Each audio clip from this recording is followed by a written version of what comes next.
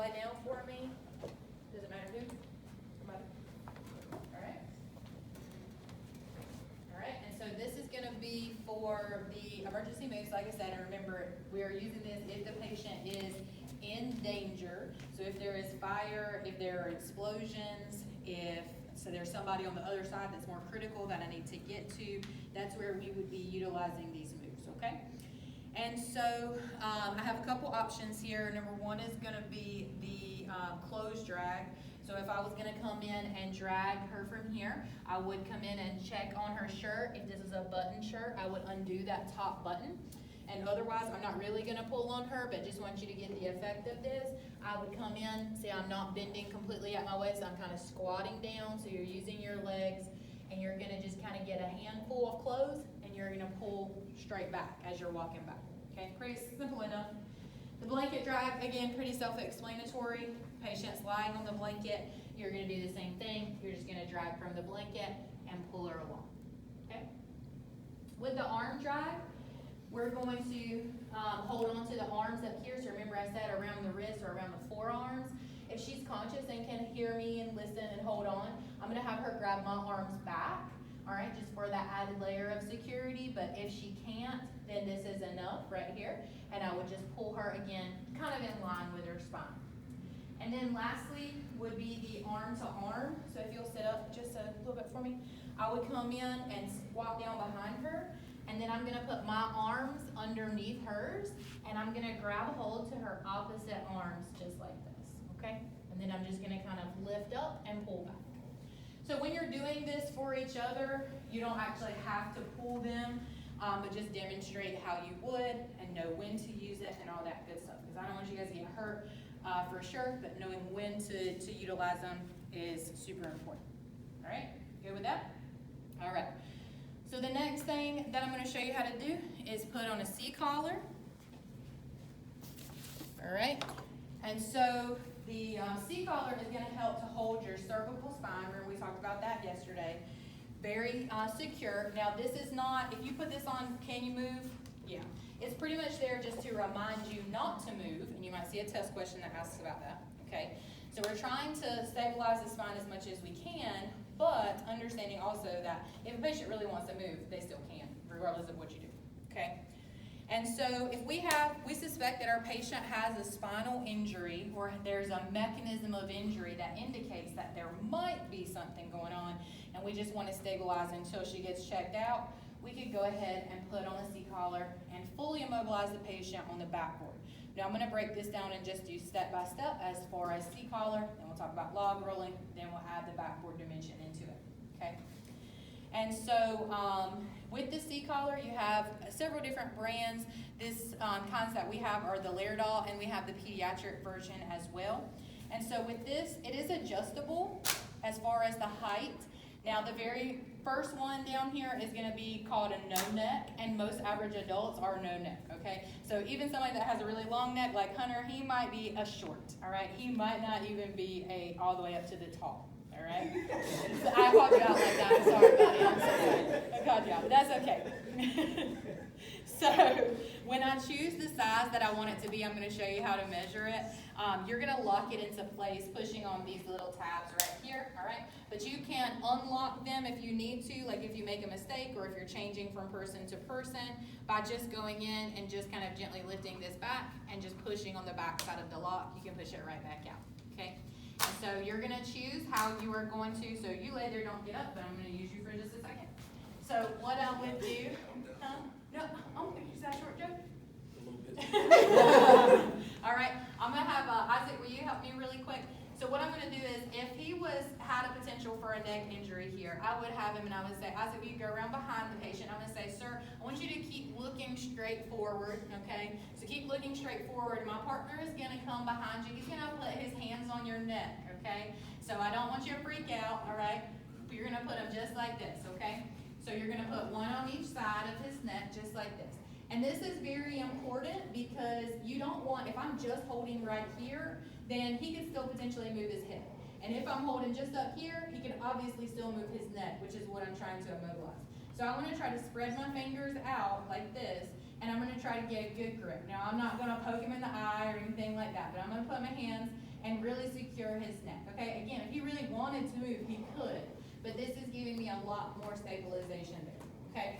So Isaac's gonna put his hands on his neck like that and just help immobilize it. And I'm gonna come in and measure this. Now, how I'm gonna measure it is usually with my hand, okay? So I'm gonna come in and I'm gonna put my hand on the side of his neck and say, this is about the length of this. Usually, maybe you can eyeball it after you've been doing it a little while, but have you ever guys seen that commercial where the girl's trying to measure this and she goes to the store like this? That's what I feel like. But anyway, so we're gonna measure it just like this. And I'm gonna put this here, and he could probably tolerate a short, so he's not just you, you're not a long hunter. He's gonna tolerate the short neck there. So I'm gonna lock it into place. I'm gonna come in, now before I put this on, and especially if he was laying down, I'm gonna want to check my pulse, motor function, and sensation, which from this point forward, we're gonna call PMS, okay? And so when I check this, what I'm checking is his neurologic function, which is all gonna be related to his spinal cord, right? So I'm checking this to see, does he have a good pulse? Can he squeeze my fingers? Can you feel me touching you? That's checking pulse, motor function, and sensation. And so I would do them both at the same time. So pulse, can you squeeze my fingers? Can you feel me touching you? All good. If he was laying down, I would also do it at his feet as well. And now I'm ready to put this on.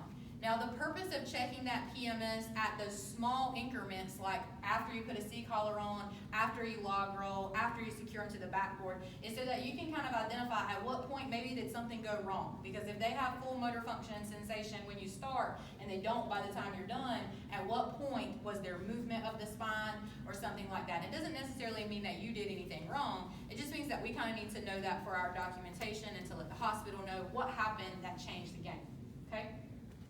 So we're gonna come in, we adjusted the height on this, and I'm gonna set this directly underneath his chin right here. Okay, I'm just gonna move this to the side. Directly underneath his chin right here. And now when I wrap this portion around, Isaac's gonna just move his hands with me. Okay, so you're gonna lift your hand, and I'm gonna push this, and then you're gonna put your hand right back around on the outside, just like it was, very good. And now I'm gonna move to this side, and I'm gonna do the same thing. So as I pull this around right here, you lift this hand, very good. And now you go back to holding it. Okay, and now I can come back and reassess my PMS. So I'm checking my pulse. Can you squeeze my fingers? Do you feel me touching you? All that good stuff, okay? Now, Isaac is still going to hold this while the C-collar is in place because this has not immobilized his entire spine, okay? And so from the time that someone takes over holding manual stabilization, they really need to hold on to it until it is secured completely on the backboard, all right? Which we're gonna see here in just a second with our next piece. All right, so I'm gonna take this off. Thank you so much. All right, so now we're gonna come down here and lie back down for me, Angelique. So we are going to take this one step further now. And so we've got the C-collar down. We're gonna throw this on her in just a second after I show you how to log roll, okay? So let me get can I get another volunteer? Somebody wants to help? Jarrett's very willing to help us here. All right, so I'm gonna have you just jump right there. Now I'm gonna tell him to hold C-spine for me, okay? And so I'm asking him to hold and maintain manual stabilization, okay? So he's doing that for me. Now, when we learn patient assessment, we're gonna add some other stuff in here, like I'm gonna check her pulse, I'm checking her breathing. But for right now, all you need to know is how to do these skills, okay? So what I'm going to want to do is log roll her. And in a second, I'm going to log roll her to put her on the backboard. But for right now, let's say maybe I just need to look at her back, okay? So if I was going to do that, obviously everything else is okay, but we suspect she has a spinal injury. So he's holding her C-spine. I've checked my PMS. I'm checking to make sure my pulse is good. Can you squeeze my fingers? Do you feel me touching you? And now I need to roll her towards me, never away from me, okay? Towards me. And so what I'm going to do from here is lift this arm up, all right? And this is to create kind of a pivot point for her to roll easier onto, because if she had her elbow out like this or something, it would kind of kickstand her and she wouldn't be able to move like she should. So we're gonna lift this arm up as long as it's not injured. And that's the other thing, is that we wanna make sure this patient's side is not injured on this side.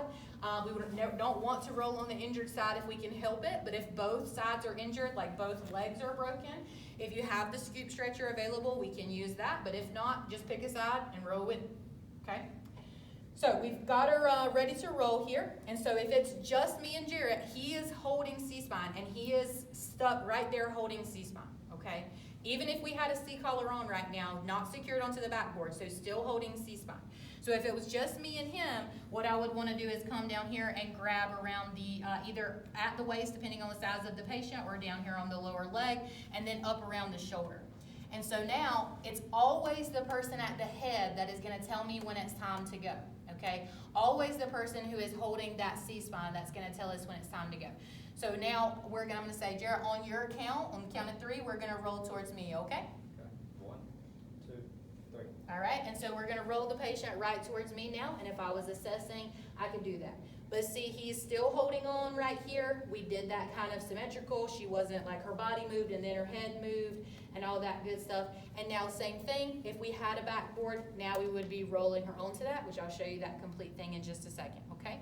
So again, on your count, we'll roll her back. 1, 2, 3. All right, we're gonna roll right back over. Now let me show you what it would be like if I had 2 people here. All right, so JJ, will you help me really quick? So jump right here beside me. And so if you have more people, again, you don't always have to have that person there, but if you have them and you're utilizing them, then you want to make sure you're doing it right. So if I only grab her top and he only grabs her bottom, we could be rocking her and not moving her body symmetrically. So we want to cross arms. So I'm going to put my arms like this, and you're going to put your arm one there and one in between my 2 arms right here. You can go under or over, either way. There you go. All right, so still on Jarrett's count, we're going to roll back towards me, okay? Ready? 1, 2, 3. All right, so see, we're working together, and we didn't move one half of her body. We tried to do the whole thing at the same time. That make sense? All right, very good. Thank you so much. We done with you for now. All right. So now we're going to add an additional element into that and talking about adding the backboard piece as well.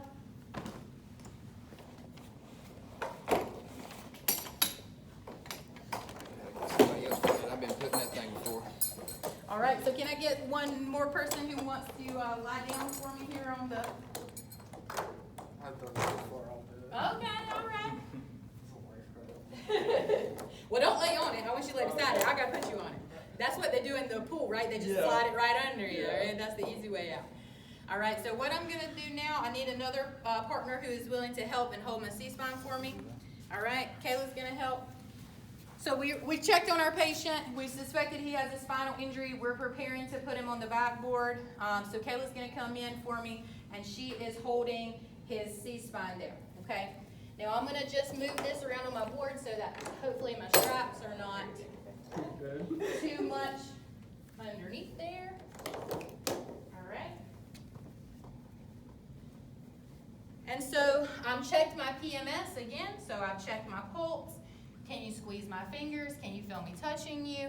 And he's good there. So I am measuring his C-collar, and I'm adjusting this height, and he's an O-neck. So I'm going to lock that in, secure it, everything's good to go. Now he's laying down, so it's going to be a little bit different than it was with standing or sitting as far as applying this. I don't want a lot of gross movement of his head. So I don't want her to have to like pick his head up a whole lot, maybe just a centimeter or so, just to get this back piece underneath, okay? So I'm still going to start right here at the front, but instead of her lifting and me folding this under, I'm going to try to slide as much as I can underneath her hands. Now, if I need her to lift, she's going to lift just a little bit, okay? Because we don't want a whole lot of movement of the neck. Very good. And now this is right underneath his chin. We put this on. Now she's holding over top of the C-collar as well. And we would come back and reassess our PMS. Okay, so his pulse is still good. He's squeezing my fingers. He feels me touching him, all that good stuff. So now we are ready to put him onto the backboard. Okay? So I'm going to do the same thing. I'm going to lift his arm up here to kind of create this pivot point. And I've got my backboard. I've got my head blocks here. And so I want this to be close enough that I can reach over and pull it when I need it.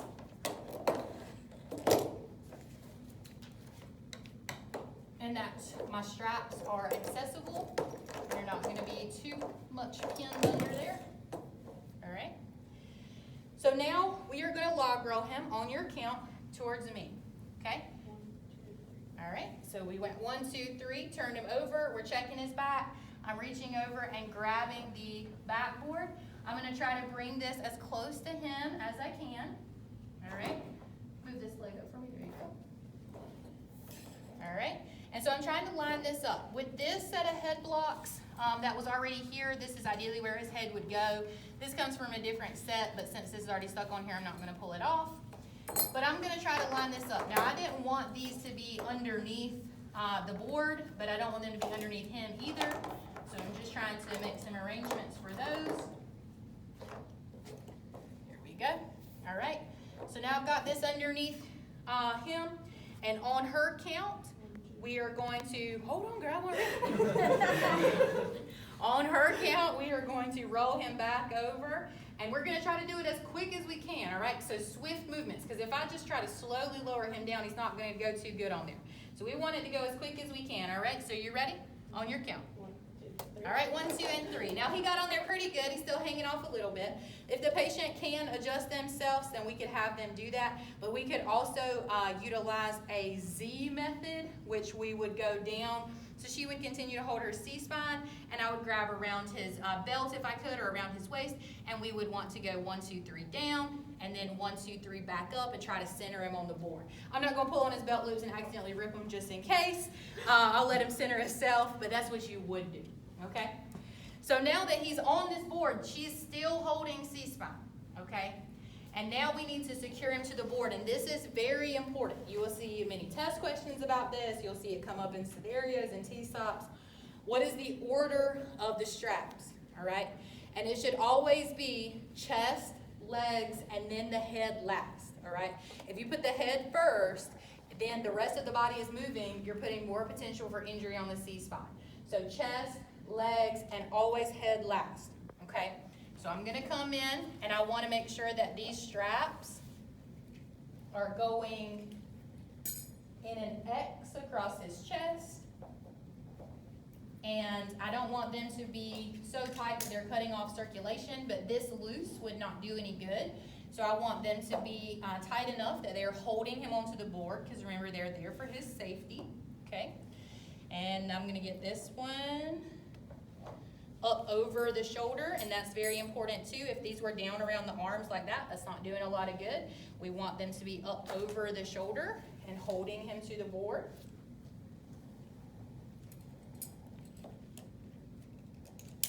All right. And so I don't want a lot of gross movement with this either, so not a lot of yanking. I want to make sure I'm pulling kind of smoothly. There we go. And then we're going to do the legs.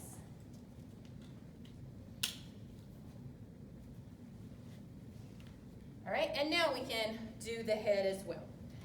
So the blue piece that's on here came from a different set of head blocks, but I'm just going to show you these as well. This is kind of a new concept with these. And so with this, you don't really have to have anything on the bottom. These two pieces go on the outside.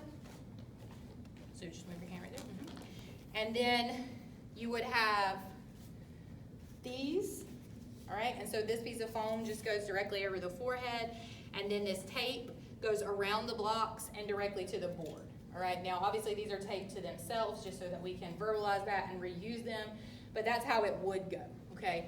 And then you would also either have one that would go around the neck like this, or maybe a piece of tape, just depending on the manufacturer.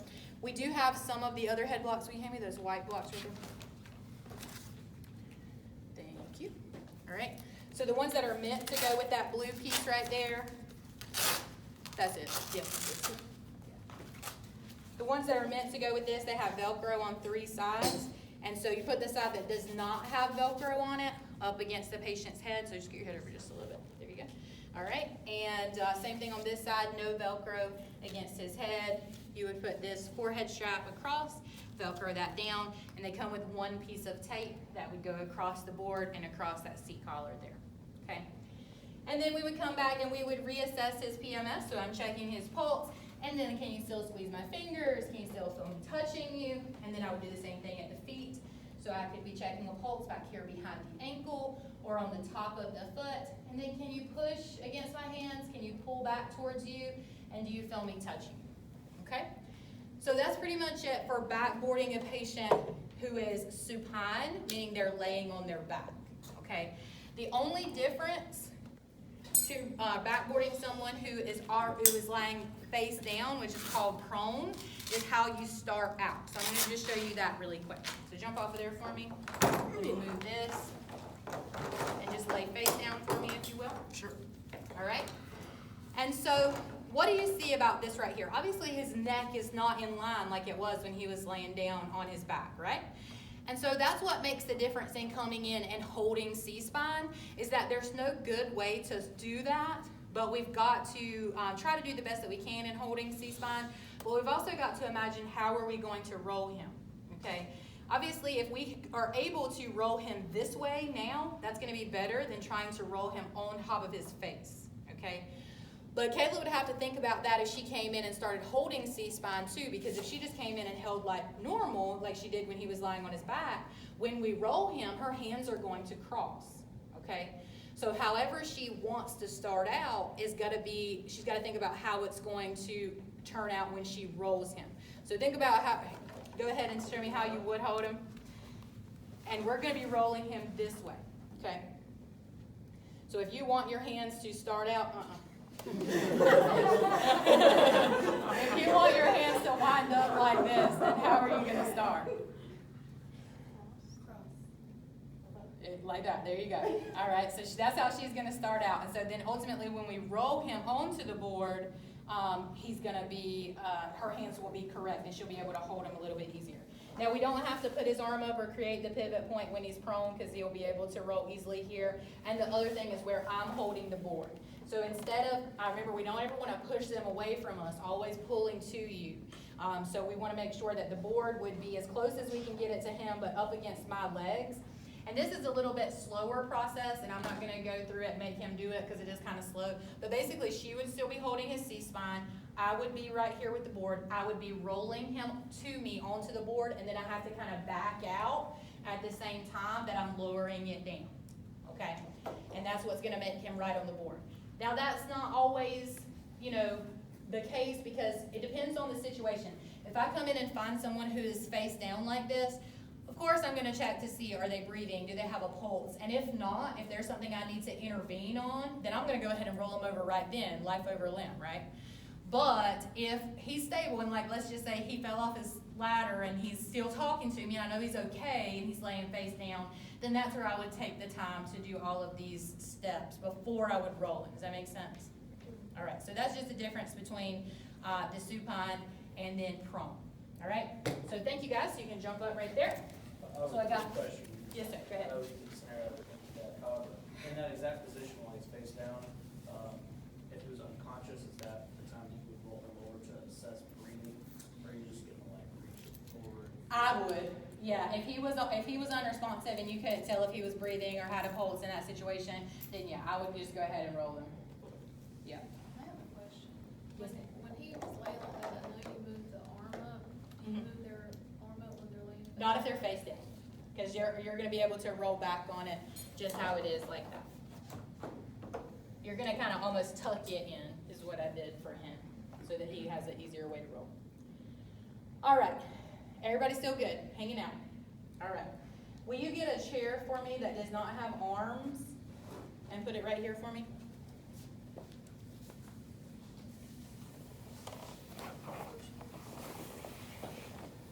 Just put it right in the middle of that blanket, it's fine. Either way. Oh, in the middle of it? That's fine. And then, can I get 2 volunteers, please? Somebody that hasn't been hanging out. I want everybody to get a chance. All right, have a seat right there for me. Who else is gonna play? All right. Give him a guess. Kidding, I don't have one. All right. So, this, as we mentioned a while ago in the video, is called the Kendrick extrication device. And this is an obvious episode of people who work in this building don't know how to put things up the way that they came, all right, because these should be rolled up. But we're going to make the best of it anyway, okay?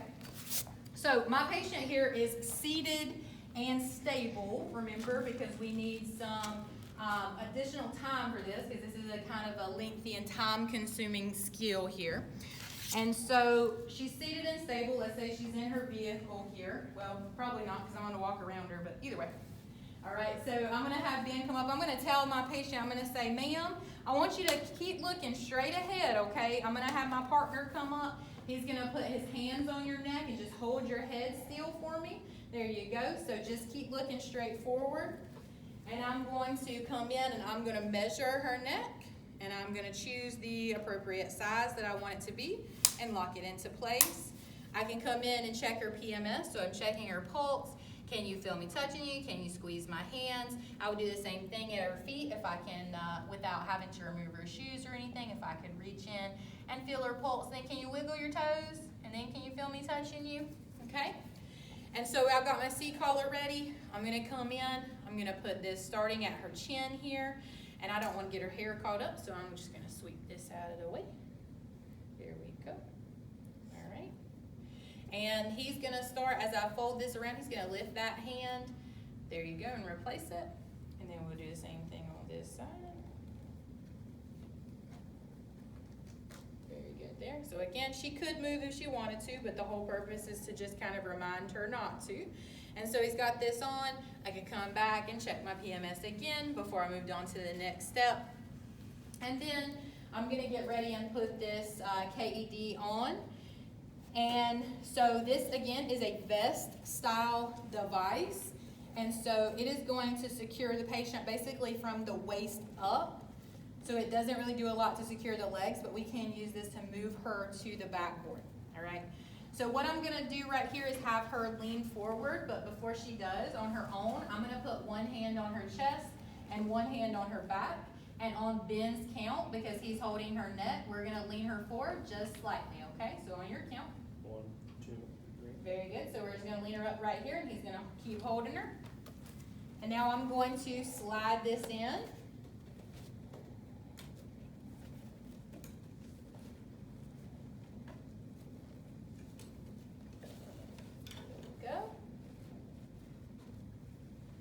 So I am going to come to this side and adjust this one strap that I don't want to get caught under her.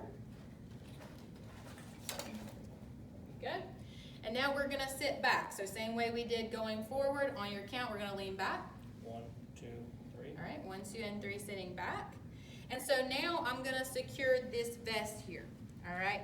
And so you maybe, if you have previously been in EMS or know somebody who was or have any kind of experience, maybe you heard this terminology before, that my baby looks hot tonight. That was the old method of securing KEDs, and so they actually changed it, and now it is my baby looks totally hot, and that stands for middle, bottom, legs, top, head. All right? And so I would secure, that's the order of straps that we're securing. So that's the middle, all right? So my bottom, or the bottom is baby, right? So my baby. And then we're gonna do the legs. And so for the two legs, these actually come out from the back of the device. And I would just kind of put this underneath her thigh like this. And I would just kind of move it until I get it where I want it to be. And then I can come in and buckle it in. And I would do the same thing on this side.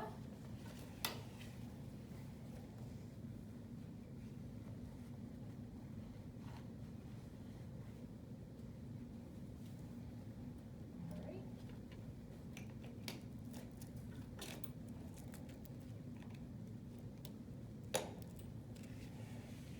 And so my baby looks, this is totally, so that's top.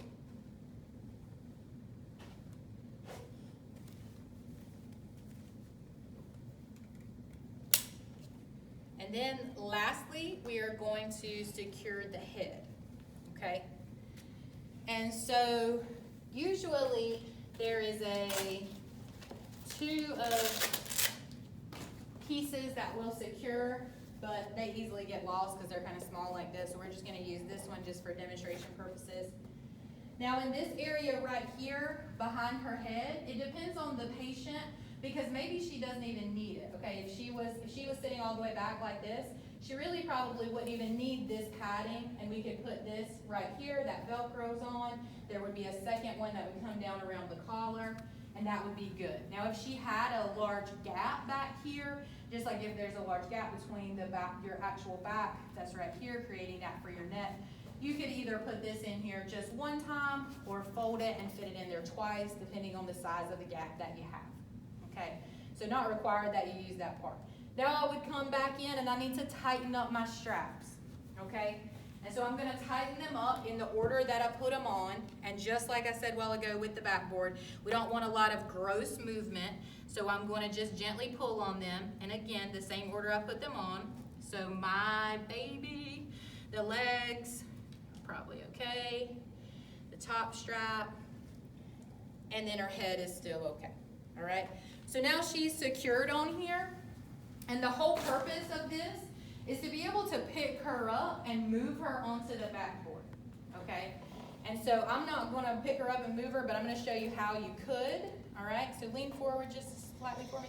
So there are a couple of handles on here. So there's one on this side, one on this side, and then there's one back here on the back of the head. If it was just me and Ben that were gonna pick her up, we would both pick up on our handles on the side and one hand underneath her leg.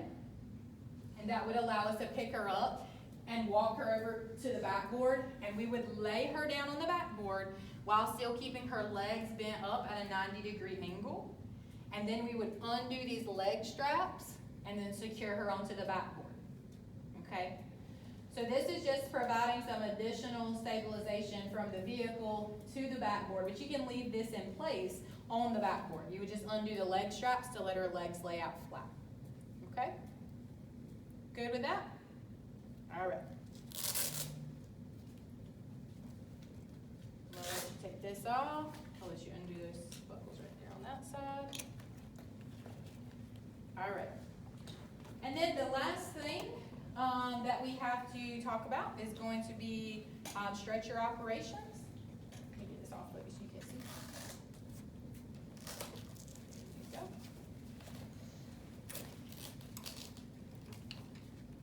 All right, so I'm going to leave this right here for a second, and we're going to come over and talk about this stretcher. All right, so like I said, this is the striker, and it is usually always black and yellow. That's kind of their thing. And everything on this stretcher that is red makes it move, okay? And so anytime that you see these movable handles down here that are red, if you see this piece, that means it moves. All right, so this is the side rail of it. That's how you get it to go up and down. This red piece right here makes it sit up. You have the ability to reach under here and drop this part down, so that's red as well. You could clip that in. This part comes down if you needed to turn a sharp corner, okay? And so this part is what hooks it into the ambulance. If you are using the mechanical stretchers like these, there's a hook in there that will catch hold to this so that when it's locked in place, you wouldn't be able to pull or push it back out once it's hooked in, okay? And so there's also handles on this side. I'm gonna try to turn it around so you can see. All right, and so this handle right here in the middle, if you ask 90% of EMS people who are out working in the field right now what this handle is for, they're gonna tell you is to raise and lower the stretcher on your own. It's really not what it's intended for, but it does work if you're trying to lower it. I wouldn't try to raise it that way. But it is there to help assist with loading, and I'll show you guys that whenever we get to that portion. But it can help you, and as you saw, it kind of goes up and down like this. And then this bottom piece down here, this red handle, they are one and the same. They're just at different levels. So if you squeeze one, the bottom is moving as well, and that is how we are going to raise and lower. These are red are the brakes to stop it from rolling and moving if we need to, and all that good stuff, okay? So let me get two people to come and let me show you how to lift. So I got Jarrett, and let me get JJ. So we got, you can be at this end, you can come to this end, sir. All right, so what I want you to do is You're gonna just kind of get that stance as far as lifting. So remember, we're trying to get our feet about 15 inches apart. We're gonna bend our knees. We're not gonna bend fully at the waist without bending our knees. We're gonna use that power grip with the palms facing upward. And so all you have to do at this end is lift. Now, when there's a patient on here, this is gonna be the heavier end, but it's also gotta go a little bit higher. So you're actually be a good person for the top end, all right? The bottom, the bottom is it's not gonna have as much weight, but you have to lift and squeeze at the same time because all of the weight has to be off of these wheels, all of them, for the legs to release and unlock, okay? So you'll see what I mean in just a second. So go ahead and get ready to grip. So see, he's gonna use this top lever. That's fine. If you're a little bit shorter, you might choose to use the bottom just to gain some additional leverage. It doesn't really change the weight. It's just all about whatever you feel comfortable with, okay? So you're gonna hold on this side and you just hold on to this bar right here, all right? Don't reach in and try to grab that red piece because that's gonna move. So just, you got this bar, you got this side. So you guys, it's gonna be on his count because he's at the head, all right? But you wanna try to make eye contact and communicate with each other so that your one's not flipping the other person off, okay? Ready? Go ahead. 1, 2, 3. All right, so see how all of the weight is off of those wheels to get them to go? Now, he had to let go for it to lock. If you're still squeezing and holding on to it, then it's not going to lock, and so it's gonna continue to go right back down, all right? So you gotta have all of the weight off and let go, and then the wheels will lock back into place, and you can kind of hear that noise, and now it's good to go in its upright position, all right? And this will go all the way down to the ground, so do that for me. You're gonna lift up to get the weight off of it, and then go all the way to the ground. All right, 1, 2, 3. All right, so he's still squeezing now, and we're going all the way to the ground. And he let go. All right, and now I want you to pick up and we're gonna stop in the middle, okay? 1, 2, 3. There you go. So like if I was trying to get my patient onto the stretcher, like this is too tall for me, so you need to go back down one more click, okay? 1, 2, 3. All right, so go down one click. There you go. And now I would be able to sit on there comfortably if I was the patient. All right, so we would put this side down. I would get on there. We would buckle me up. Oh, I don't know if I trust you that much. It's only day 2. All right. All right. So any questions on that piece? All right, you can stop this video. Thank you. And